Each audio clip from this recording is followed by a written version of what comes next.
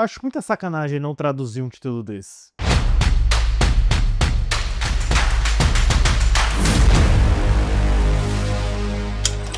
Olá, fãs da sétima arte, meu nome é Lucas Nascimento e esse é o Lucas Filmes, e hoje estou aqui para falar sobre o novo filme original da Netflix, que é The Electric State, novo filme dirigido pelos irmãos Joe e Anthony Russo. Mas antes eu vou pedir para você curtir esse vídeo, se inscrever no canal e ativar o sininho para não perder notificação dos próximos vídeos. Bom, se você acompanha o canal há um tempo já, vocês já me ouviram falar muitas vezes sobre o que eu acho dos irmãos Joe e Anthony Russo, né, que ficaram muito famosos depois de dirigir vários filmes para Marvel, de Capitão América, O Soldado Invernal até Vingadores Ultimato, alguns dos maiores filmes da história do cinema em termos de bilheteria, mas eu sempre tive problema, né, apesar da extraordinária capacidade de organização e gerenciamento de projetos deles, de trazer algum tipo de envolvimento artístico, técnico ou estilístico que realmente se diferenciasse, que fosse algo verdadeiramente especial, né? Eles não são diretores ruins, mas eles não são grandes diretores, na minha opinião. E isso começou a ficar escancarado pro restante do mundo quando eles começaram a lançar filmes que não tinham envolvimento com a Marvel, que não tinham produção do Kevin Feige dando ordens e organizando por trás, como o Cherry Inocência Perdida com o Tom Holland para Apple TV+, o Agente Oculto, The Gray Man para Netflix com o Chris Evans e Ryan Gosling, e agora a nova gigantesca produção dos russos para streaming, que é The Electric State. Não tem título em português, ele é baseado numa graphic novel do sueco Simon Stalin, que traz imagens bem impactantes de um futuro pós-apocalíptico dominado por máquinas e robôs abandonados. É o tipo de material que rapidamente ficou na mira de Hollywood, na mira da indústria, e foram os próprios irmãos Russo, com a produtora deles, a HBO, que garantiram os direitos de adaptação desse projeto lá em 2017. Eles ainda estavam trabalhando no Vingadores Guerra Infinita quando eles pegaram esse projeto, e naquela mesma época, lá para 2020, a Universal Pictures fecha um acordo com a HBO para ser a distribuidora do filme nos cinemas, com a Millie Bobby Brown anexada ao papel para estrelar. E também vale apontar que quando os russos garantiram os direitos do filme, o Andy Muschietti, do It, a Coisa e do The Flash, ia ser o diretor, enquanto os russos iriam apenas produzir. Mas quando o projeto chegou na Universal, isso meio que inverteu, aí o Muschietti virou produtor e os irmãos Russo acabaram promovidos para a direção. Com a dupla do Vingadores Guerra Infinita e Ultimato, o Christopher Marcus e Stephen McFeely, para escrever o roteiro da adaptação.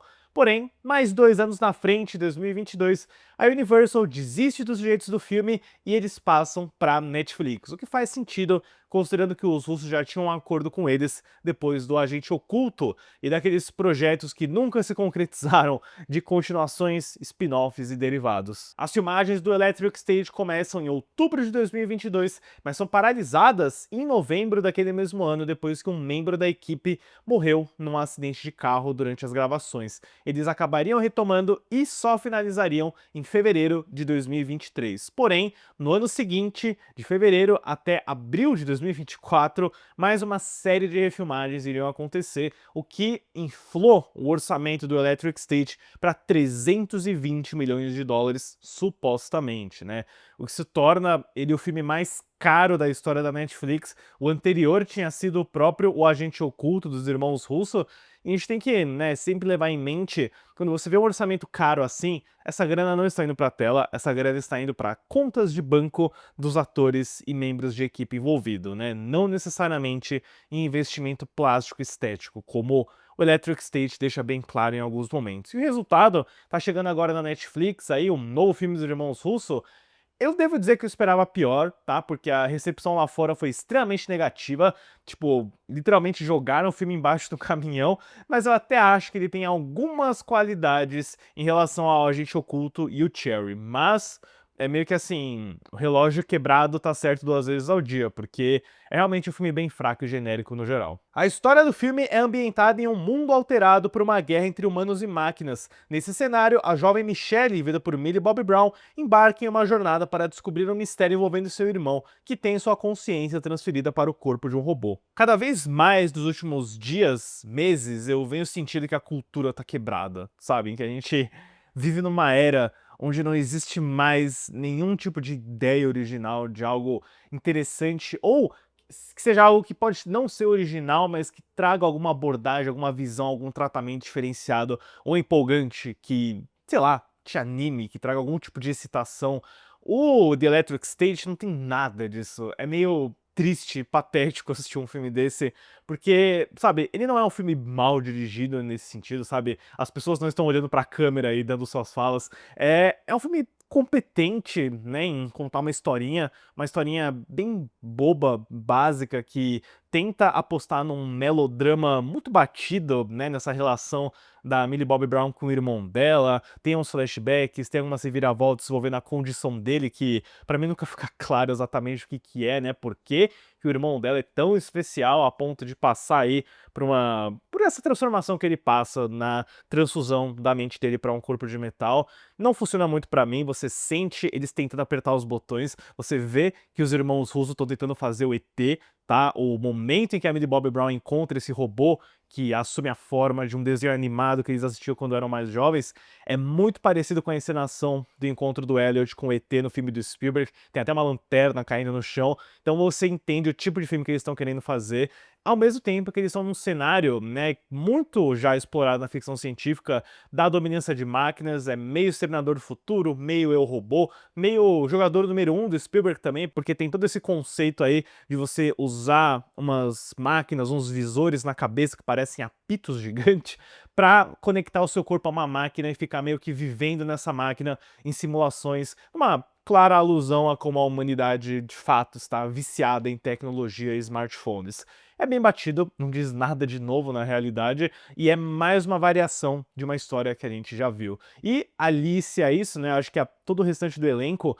o Chris Pratt interpretando um personagem estilo Chris Pratt pela enésima vez, Jurassic World, Guardiões da Galáxia, é o mesmo estilo, aquele cara meio bobalhão, engraçadão, que tem muito improv, muita improvisação de elementos e piadas que ele pode fazer. O Chris Pratt é bom nisso, mas você já viu isso várias vezes, não tem muita graça, não tem impacto, não existe pra mim uma relação interessante entre ele e a Millie Bobby Brown, aquele tipo de relação que seria muito óbvia pro roteiro criar, do irmão mais velho postiço. Nem isso o filme consegue trazer, ele ainda traz, putz, o Giancarlo Esposito fazendo um vilão mais uma vez.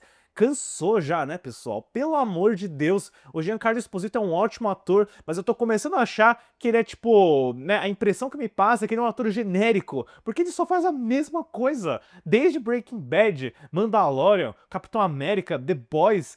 Usem o Giancarlo Esposito pra outra coisa, né? A última vez que eu vi o Giancarlo Esposito num papel bom, diferente, foi o Maxine, né, no ano passado do Tio X, que nem é um filme muito bom, mas ele é uma das melhores coisas justamente porque ele tá fugindo do perfil dele. E esse é um elenco que tem muita gente, tem muitos atores famosos, o Ke Huy Quan tá aqui, o Jason Alexander do Seinfeld, todo o elenco de voz aí, o Woody Harrelson, Brian Cox, Jenny Slate, tem o, como é o nome dele? O Stanley Tucci, fazendo aí o líder de uma corporação de robôs, que é exatamente o mesmo papel dele do Transformers, a Era da Extinção.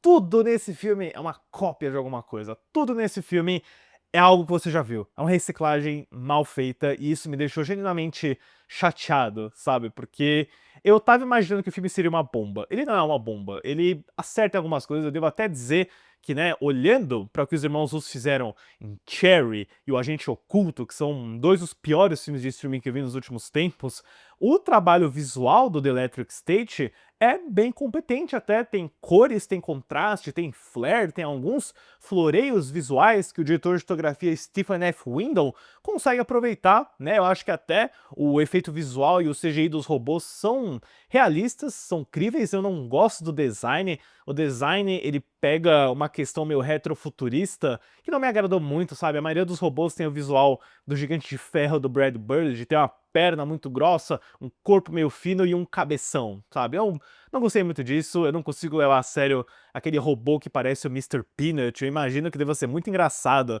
né, para os americanos a ideia de que um Mr. Peanut, que é mascote de algum produto, de algum, acho que é amendoim deles lá, seja o líder de uma revolução de robôs à la Martin Luther King. Mas pra mim, é totalmente patético e descartável. Eu acho que nenhum dos robôs ali tem muita personalidade, tem muita aquele apreço, né? É muito fácil você pegar robôs que nem os de Star Wars, por exemplo. Nenhum do Electric State vai ficar na minha memória por muito tempo, por mais que eles sejam bem construídos num nível técnico, né? Inclusive, em 2 horas e 10 minutos de projeção, eu fiquei espantado e um pouco aliviado, devo dizer, quando o filme acabou com 1 hora e 52 e todo o restante de minutagem era de créditos finais, a maioria deles dedicado a equipes de efeitos visuais. E o trabalho, nesse sentido, tá na tela, com toda certeza, mas agora, o que os irmãos Russo fazem aqui é bem básico, é bem quadradão, né?